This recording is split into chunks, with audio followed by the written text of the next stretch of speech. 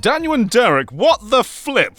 Nintendo, out of nowhere, they just revealed the most anticipated Wii U port, one of the only Wii U ports remaining. Xenoblade Chronicles X Definitive Edition is a thing.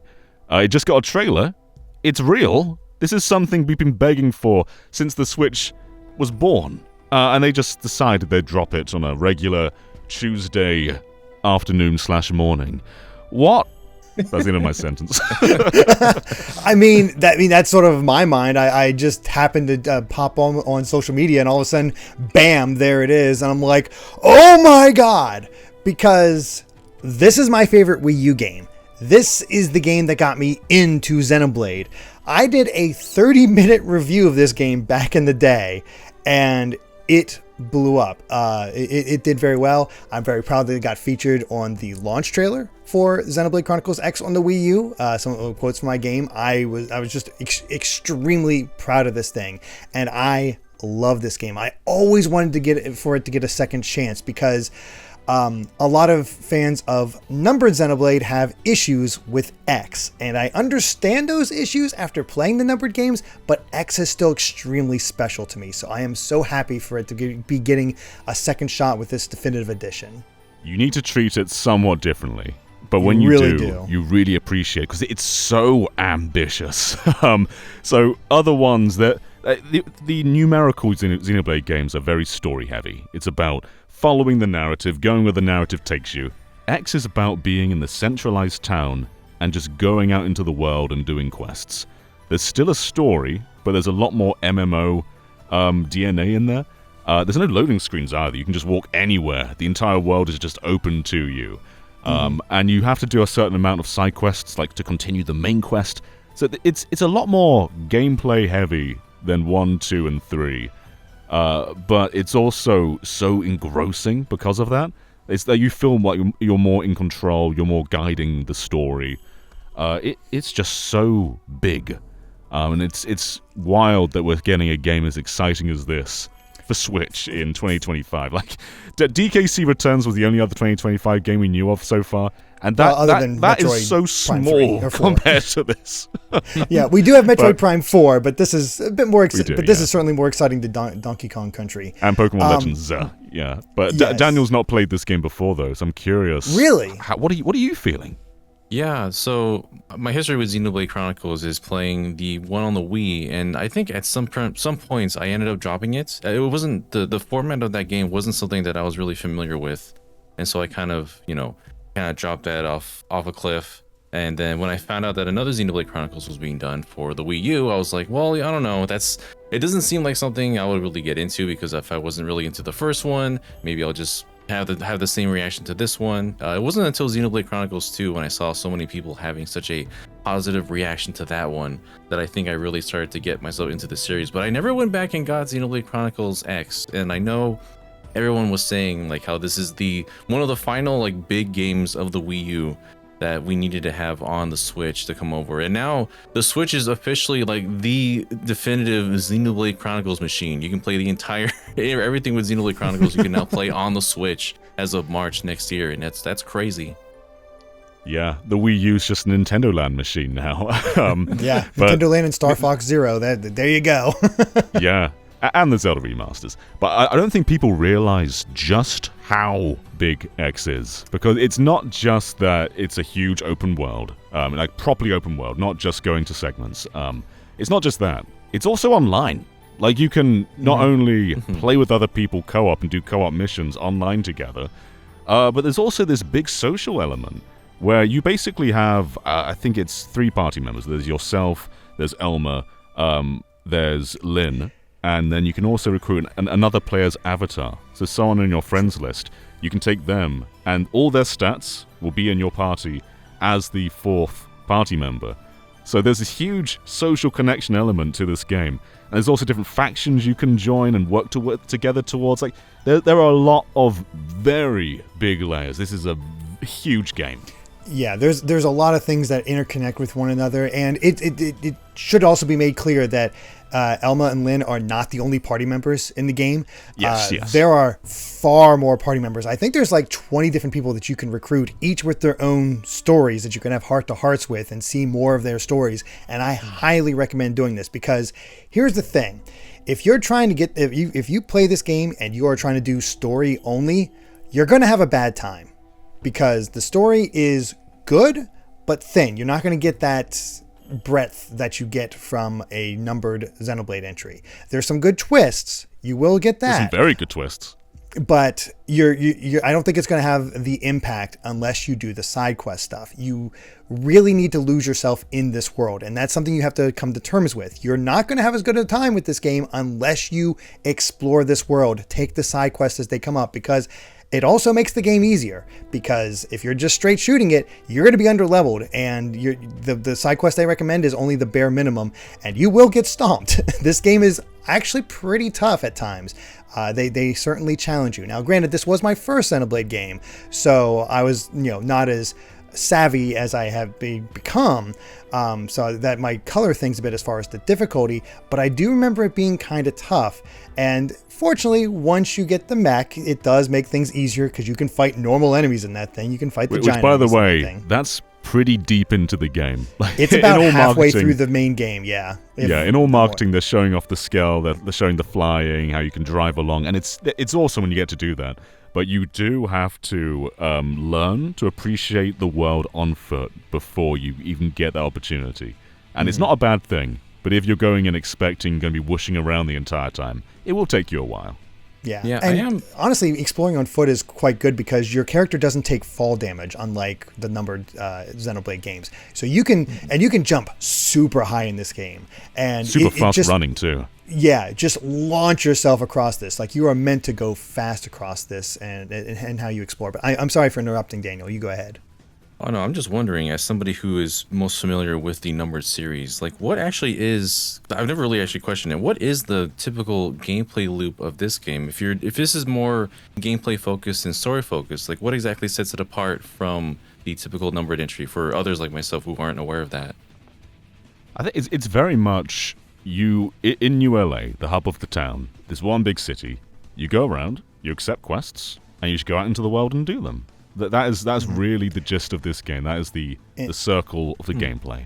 And it will set up facilities around the new LA and open up more things that you can do other things, and open up other possibilities with that, or facilitate certain aspects of new LA, or unlock other characters or side quest stuff. And it's sort of like all about just expanding your realm of control for the game itself.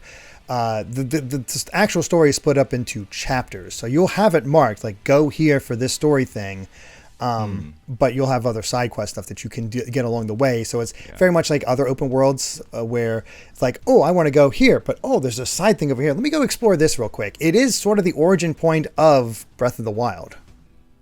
Somewhat, yeah. I think if Monolith Soft hadn't done this game, they wouldn't have got that Breath of the Wild gig. It showed that they were just masters of open worlds. I think you can see a lot of Breath of the Wild DNA in here, for really good reasons. But also, the Wii U version was flawed in a few ways, both technically and in terms of satisfaction. And one thing that they have definitely hinted at in the trailer is that there will be an ending this time. So the game had an ending. It wasn't bad up until the last scene, where it was teasing something that never ever came. So I don't want to say anything, because most people watching this have not played this game. It has a complete ending, but it also ends off with a pretty big crossover. Pretty big cliffhanger. Cliffhanger? Just cliffhanger, yeah. Yeah, so they wouldn't put that in the trailer if there weren't more to come. So there's clearly a proper ending this time, which is great. But also, technically, in X on Wii U, there was also a lot of weird things, because it's a beautiful game.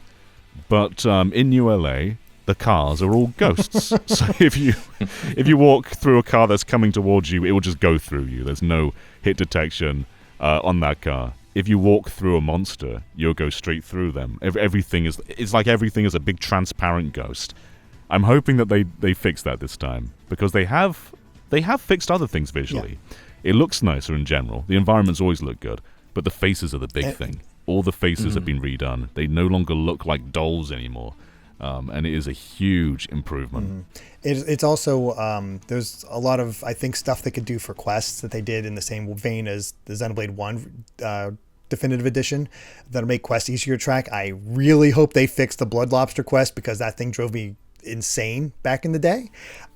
Hopefully that'll get fixed and some quests will be tightened up. There are certainly things that need fixed as time goes on. There's a lot to keep track of as far as your scale parts and your equipment and all your different characters. There's a lot to keep track of, but it doles it out in such a way that it's very minimal at a time. It's very much like Xenoblade 2 is like, okay, we're going to introduce this now. Okay, now you can learn this. Okay, now you can do this. And so by the time you finally have everything, it doesn't feel like overwhelming with how it goes, and that's great to see. And I should also mention that there is no main character per se. Your character is a player character. That's why you can send your character over elsewhere, because you're going to create a character, give them a voice, make them be however you want, and then experience the story that way. They can be Adam Howden if you want them to be. He's an option. Adam Howden is a voice in here. I believe Fiora's voice actress is also in here, so if you want to have her. Yeah, that's right. Yeah. And to just give a sense, I looked at my old video because I did a flyover where I went to the max height that you could with the flying scale, and then just started at the southern tip of the map and went all the way to the northern point. Flying in that way took me 23 minutes. And that's pretty fast. The flying is pretty fast in this game.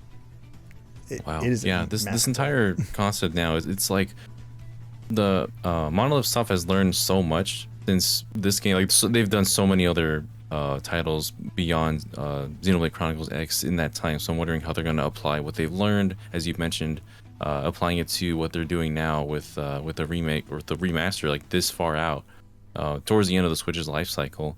Because I never really had much exposure to this game other than like Elma is a blade in Xenoblade Chronicles 2. That was like the most exposure that I ever had with this series. You're mirroring most people, though. Most people did not own a Wii U. Most people did not play Xenoblade X. And I think most Xenoblade fans were born, like, their exposure to the series was born in this era. So they know 2 and 3. They probably went back and played the first one in Definitive Edition. But otherwise, X is a big anomaly for most people, including you. Yeah, that's another thing I was wondering. Like, so how do you two believe the gameplay is going to change? Because now we don't have a gamepad. Like, how do you imagine them adapting aspects from the gamepad to just being on a controller? I'm all on one screen now. I mean, if I remember correctly, the only thing that was on the gamepad was selecting the hexagons that make up the entire map, where you're placing different things that like help you map it out, I guess is the best way to put it. That could just be another screen that you access. Like, it's cool. Yeah, honestly, it wasn't that essential. No, it really wasn't. I think it's quite easy to squeeze just out. Regulated to map like most other games? Yeah, pretty much. Oh, okay. And the gameplay itself is much one thing more I'm very modified curious about. Xenoblade 1 gameplay. It's not like anything like 2 or 3. I'm very curious about the HUD and font size. That may sound very insignificant, but that was a big blemish of the original. It's very Everything important. was tiny. Yeah. I'm going through the trailer. They don't actually show any HUD. The subtitles are fairly big and nice, so I think that's a good sign that they're going to size things up. Yeah. Yeah. But that on a handheld in portable mode you wouldn't be able to read a thing. Oh yeah. Like people don't really understand like how important a nice bold readable font can be in your UI, especially for something that's meant to also be played handheld. So I'm sure they're very aware of that at this point. Yeah. For sure. But this is just a really nice sunsetting Switch game. This won't be the last one. We're going to get more Switch games.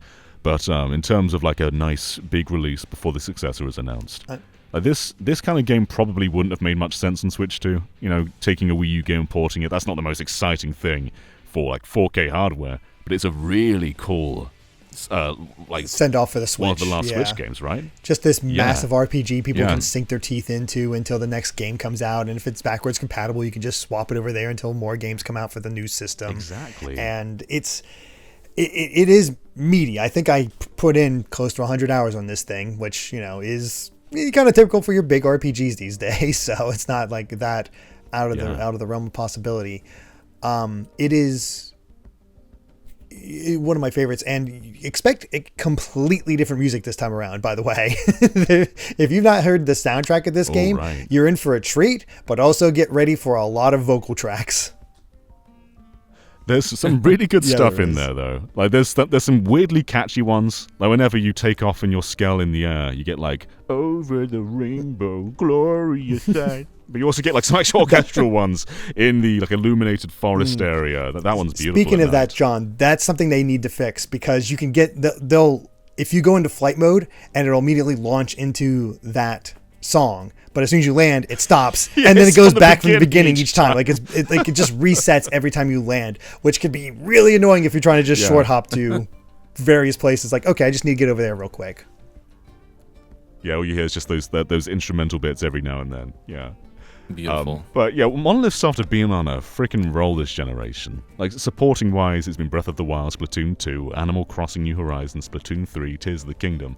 And then their own output is now Xenoblade Definitive Edition, Xenoblade Chronicles 2, Xenoblade Chronicles 2 Torna, Xenoblade 3, Xenoblade 3 Future Redeemed, and now Xenoblade X Definitive Edition. No other studio has been close to this by Nintendo. And they are a true gem. It's like Nintendo, as you mentioned in a previous video, like Monolith Soft is like the only company that they will put in front and center, acknowledging that they're making the game, because their output is just so ungodly insane in this generation, especially. It is so funny when I did that Xenoblade retrospective, or that Xeno retrospective, how disorganized the Monolith Soft was. They just had trouble pulling together. They were just, their style of work just was not working. That's why they struggled so early on. But as soon as I started working with Nintendo on the first Xenoblade, Nintendo started sending in people like, okay, you got to get this sorted out, and started demonstrating different ways of how they work. And Monolith Soft picked up on that so quick, and then all of a sudden was like, okay, we're going to show you guys how to do some things. It's kind of amazing how much they just grasped onto that concept and just ran with it. It is an amazing turnaround for the series, because Monolith Soft was always good, but they were delay heavy, and there was always like a lot of missed potential, and now it feels like they're finally realizing a lot of that potential with their recent games. And we're getting more story content in here, which I'm always down for. It doesn't even seem like it's going to be like an epilogue or extra thing like we got with Xenoblade 1 Definitive Edition. So I'm excited. We'll probably get more of an ending, I imagine, this time, in terms of like epilogue stuff. But yeah, there's more story in there somewhere. But any big hopes? I guess. Daniel, what are you hoping to get out of this? Like, hearing all this, what are you hoping for? And then I'll get for more specifics from John and myself. Well, I'm just glad I'm able to actually properly experience this at this point, because I've been kind of holding out. Like, I could go out and find a copy on the Wii U and play that instead. But people were just having all these rumblings of, it has to happen, right? It has to, after all this time. The one major holdout for the Wii U has to come to the Switch at some point, because we've gotten all the other titles that we didn't expect would be on here, like Tokyo Mirage Sessions that came out on here, the core Mario games that were on there, like 3D World came on the Switch. But yeah, I'm just excited to be able to play and experience this in its entirety and see what everything I've been missing out on, because that's definitely the one missing piece of this whole entire Xenoblade Chronicles collection that I've been missing out on. And now I'll have the whole series on one console. It's crazy. It's so cool. Yeah. I'm just glad people can play it, like Daniel. Also, I imagine it's going to go from 720p to 1080p, as most Wii U to Switch ports do. The HUD size is a big hope. But yeah, I always found just the being able to just walk through things it kind of took me out of it, because it's such a gorgeous world, and it's like that's the point where it feels like it's kind of held together. So making things more solid, not being able to walk through monsters or cars, that'd be cool for me. And it'll also introduce some parkour, I imagine. Oh, yeah. Like, if a monster's fully solid, you can probably like jump on a dinosaur and then use them to climb up a cliff or something. Like that would be cool. Because there's some big monsters in here. As for me, I just remembered the fact that you had that massive download if you wanted the game to play even better on Wii U. That's right. I don't think we'll need to worry about that anymore. So that should be integrated into the game itself. Thank God. And honestly, other than the more permanence thing that you mentioned, John, and better quest structure as far as following them, figuring out where to go, what to do. Pulling over a lot of the improvements they made for 1 definitive edition should really help out X as well. But I think it would be really cool if we get a music player for while you're in the Skell, so that you can actually choose music from across the entire series to play while you're riding around in the Skell, and that way you don't have to worry about that. A Final Fantasy 15 kind of car. Yeah, exactly. Basically, so you don't have that starting and stopping thing. So as long as you're in the Skell, this music is playing. You get out of the Skell, then it starts. Yeah, that'd be really cool. Yeah, that'd be amazing. The one thing I found a bit strange out of all of this is there's no special edition, which every single Xenoblade game has had on the Switch, including 1 definitive edition. Maybe that's still to be announced. It might. But it's a little bit of a shame that we can't complete it. Yeah, I mean, it had a definitive edition when it came out on the Wii U. Or not a definitive, but a special edition thing. I still have all the stuff from that. Yeah. But I have a feeling because it didn't sell the best, they're going a little bit more reserved for this one. It doesn't have quite the pedigree of the other Xenoblades. Yeah, I mean, very recently, Monolith Soft has celebrated their 25th anniversary, and in that video, they had some of the mainstays of Xenoblade Chronicles. They had Shulk and Fiora. It had Shulk. It had Rex, Pyra, Mithra, Noah, Mio, and then Elma was there too. It was nice to see Elma was also presented there, along with Cosmos, who was there. And so I'm glad they didn't just forget about Xenoblade Chronicles X as well. Glad that people are going to be able to play this title and learn more about these characters. But it is funny that, like, as you mentioned, there's like a lot of playable characters, but Elma is like the one definitive base of Xenoblade Chronicles X. Mm-hmm. Yeah, she's for sure the face. Mm-hmm. Lynn's cool too, but Elma's just awesome. Elma's a lot of fun. You'll recognize Lynn's voice actress. You might have already done so, Daniel, after hearing the trailer. If you're Noah's. Oh, that's another thing. Yeah, this is the only Xenoblade game to be localized in America. Yeah. We're going to get the return of discussion about how Americans pronounce Nopon, because it's Nopon, I believe, or vice versa. I'm like, yeah, they all say Nopon. They pronounce it Nopon, which was a big stink back in the day. And also, unfortunately, this is probably my least favorite Nopon. I hate the Nopon here. What is his name? Oh, and yeah. It's just jokes about using him the entire time. The jokes with him and Lynn are not the great. Lynn's great otherwise, but it's just interacting with him is not the best. But I hope they give those little alien guys a new voice filter, because I don't like how they speak. Yeah, that'd be nice. Do you remember the ones I'm talking about? Those very high-pitched, squeaky aliens? Yes, I do now. Oh my gosh. Yeah, let's hope. Yeah, they can still fix that. Yeah, but I think that's probably it for now. Xenoblade X, it is one of the best games ever made. And I think with a few little tweaks, people can appreciate that more. And just what a cool thing to throw out there. And I guess it gives hope for more cool things to suddenly appear. Who knows? Maybe they'll toss out Star Fox Zero right before the end. Just like, sure, we'll give it another shot before the next system comes out. Here's your Paper Mario Color Splash, everybody. Yay! Can't wait. All right, thank you for watching then, everybody. And I guess in March, we'll all be playing Xenoblade Chronicles X Definitive Edition. I can't wait. Yeah, looking forward to it. Nintendo, hit me up. I'm willing to play that for another month before it comes out so I can do another 30-minute review. Yeah. All right. See you later, everyone. Bye. Bye. All right. We meet again.